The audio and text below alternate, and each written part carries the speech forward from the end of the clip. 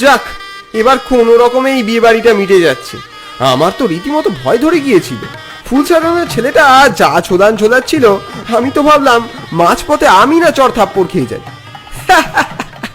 যা বলেছো দুলেদা, এত বড় একটা বিয়ে বাড়ি, এই ইভেন্ট ম্যানেজ করা কি চারটিখানি কথা? তাই তো। আচ্ছা শুভে, কাল কিন্তু ভোর ভোর ডেকোরেশনের জিনিসপত্রগুলো গাড়িতে লোড করে দিস, অনেকটা দূর যেতে হবে। ও নিয়ে তুমি কোনো চিন্তা করো না, আমি সব ম্যানেজ করে নেবো। এই হারু কোথায় রে? ওকে অত খেতে বারণ কর, শেষে দেখবি কাল বাড়ি পৌঁছানোই মুশকিল হবে। ও তুমি কোনো চিন্তা করো না, আমি সব ব্যবস্থা করে নিচ্ছি। কি ব্যাপার দুলেদা, আজ মেজাজ খুব খুশ মনে হচ্ছে? তা তো খুশ বটেই। হাতে পুরো পেমেন্টটাই পেয়ে গেছি। যদিও এরপর পুজো ঢুকে যাচ্ছে আর বিয়ে বাড়ি নেই। এবার জামা কাপড় আর নানা জিনিসের খরচা শুরু। এই দেখো, তোর সাথে বক বক করতে গিয়ে ফরিদের গ্যারেজটা থেকে চলে এলাম ফেলে। আরে ওর কাছে একটা টায়ার পড়ে আছে, টাকাও দেওয়া আছে, নেওয়া আর হচ্ছে না। শোন, তুই চট করে গাড়িটা সাইড করে ওর দোকান থেকে টায়ারটা নিয়ে আয়, আমি একটু গাড়ি থেকে নেমে একটু ফ্রেশ হাওয়া খেয়ে নিই। ঠিক আছে দুলেদা। আরে এই বাক্সটা আবার কার? সত্যি দেখলাম কাঠের একটা প্রায় 6 ইঞ্চি লম্বা আর 4 ইঞ্চি মোটা বাক্স। বাক্সর ওপরে কাঠ আর নানাবিধ পাথর দিয়ে আঁকা বাঁকা কারুকার্য করা। দেখি মনে হচ্ছে এটা কোনো নামি দামি বাক্স, বেশ পুরনো। ওখানে কি দেখছো দাদা? তুই দেখছি আমাকে চুরির দায়ে কোনদিন জেলে ঢোকাবি। এটা কি তুলে এনেছিস? কি তুলে আনবো? এই যে ভালো করে দেখ, একটা বাক্স। বাক্স? কিসের বাক্স? আমি তো কোনো বাক্স তুলিনি। বাক্স তুলিসনি? তাহলে এটা এলো থেকে? দাদা দিব্যি করে বলছি, আমি কোনো বাক্স তুলিনি, এই আমি প্রথম দেখছি। এই দেখো, এই দেখো তোমার লিস্ট, বিশ্বাস নয় দেখে নাও। ঠিক আছে ঠিক আছে, এখনই ওই বাড়িতে ফিরতে হবে। চল তাড়াতাড়ি ফেরত দিয়ে আসি, বাক্সটা দেখে দামি মনে হচ্ছে।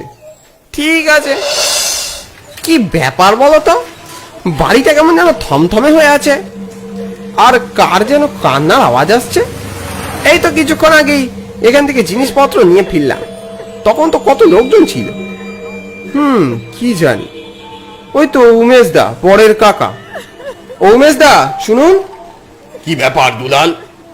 আমি সকালে আমার সমস্ত জিনিসপত্র নিয়ে চলে গিয়েছিলাম, কিন্তু মাঝপথে হঠাৎ দেখলাম আমার গাড়িতে আপনাদের বাড়ি থেকে একটা কাঠের বাক্স ভুলবশত উঠে গেছে। খুব দামি কারুকার্য করা। দেখুন তো এই বাড়ির কারোর হবে কিনা। দেখো ভাই দুলাল, আমি বলি কি, এসব না হয় থাক এখন।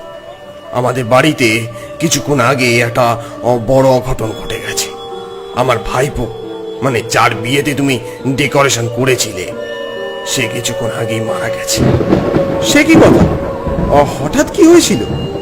কি জানি ভাই, কাল অনুষ্ঠানের পর রাত্রে শুতে গিয়েছিল। দিব্যি ভালো ছেলে, তারপর রাত্রে বোধহয় বাথরুম করতে উঠেছিল, বাথরুমেই স্ট্রোক হয়। শোনো দুলাল, তুমি বরং আজ ফিরে যাও, বাক্সটা তোমার কাছেই রাখো। যদি কেউ পরে খোঁজ করে তখন না হয় দিয়ে যেও। ঠিক আছে ঠিক আছে, আপনি কিছু ভাববেন না, আমি আসছি। হ্যাঁ শুভে, শুভে। কে? আরে দুলেদা, তুমি এত রাতে? শুভে, শুভে ভাই, তুই তুই আমার বাঁচা। কি হয়েছে? তুমি অমন করছো কেন? আমার শরীর খুব খারাপ করছে, খুব খারাপ লাগছে। মনে হচ্ছে আমার এক্ষুনি হার্ট অ্যাটাক হয়ে যাবে। শুভে, কেন কেন, কি বলছো? কি হয়েছে তোমার?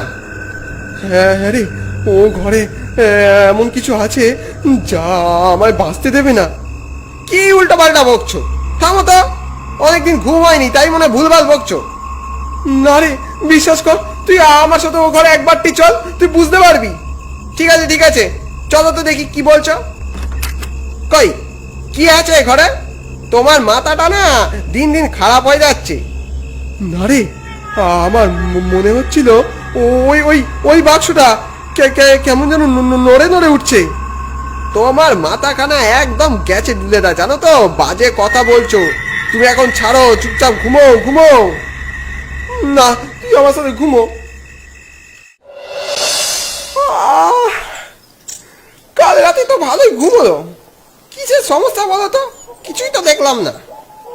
কি জানি ভাই, কিন্তু বিশ্বাস কর, আমি সত্যি অলৌকিক একটা পরিস্থিতির মধ্যে আমি ছিলাম, নইলে কাল অত রাতে আমি তোর কাছে যাই। আসলে কি ব্যাপার জানো, কাল ওই নিখিল বলে ছেলেটার কথা তোমার মাথায় ঘুরছিল। এসব নিয়েই তোমার মাথার ভিতর একটা চিন্তা ঢুকে গেছে, আর তাই তুমি দুঃস্বপ্ন দেখেছো। আমি ঘুমোতে যাওয়ার আগে ওর কথা ভাবছিলাম বটে। দেখেছো, আমি বলি এখন কদিন চাপ কম আছে, তুমি বরং তোমার গ্রাম থেকে ঘুরে এসো। কথাটা মন্দ বলিসনি, এখন হাতে সেরকম কাজ নেই, গ্রাম থেকে ঘুরে আসাই যায়। তাহলে তুইও চ, পুজো অবধি ওখানেই না হয় কাটিয়ে আসবি, নতুন জায়গায় ঘোরাও হয়ে যাবে। যাওয়া যায়, বুসেদের বাড়িতে এখনো কয়েকটা মাল পড়ে আছে জি। তুমি বড় এক কাজ করো, তুমি আজ বেরিয়ে যাও, আমি না হয় যখন কাজগুলো শেষ হবে দিন কয়েক পর চলে যাব। ঠিক আছে, আমি এখন উঠি তাহলে। হ্যাঁ হ্যাঁ, যা যা যা। এতক্ষণ সব ঠিকঠাকই চলছিল, কিন্তু শুবে চলে গেলে ওই বাক্সের দিকে ফের আমার নজর পড়ল। আর নজর পড়তেই আমার একটা অদ্ভুত অনুভূতি আবার আবার জেগে উঠল। সেই বাক্সটা যেন আমায় বলছে, আমায় খুলে দাও, আমায় খুলে দাও। সঙ্গে সঙ্গে সেই ছেলে মানুষের কৌতূহলটা জেগে উঠল। আমি যেন নিজেকে আর সামলাতে পারলাম না, ওই বাক্সের দিকে ধীরে ধীরে এগিয়ে গেলাম। পাগলের মতো বাক্সটাকে টেনে খোলার চেষ্টা করলাম। ঠিক তখনই ফোনটার সঙ্গে সঙ্গে বেজে উঠল। হ্যালো, হ্যাঁ বলছি। অঘটন? কি অঘটন? Hello hello hello. আজব, বাড়ি থেকে ফোন এসেছিল, ব্যাপারটা আমার কাছে কিছু স্পষ্ট হলো না, তবে আমি বুঝতে পারলাম আমাকে এক্ষুনি বেরিয়ে পড়তে হবে।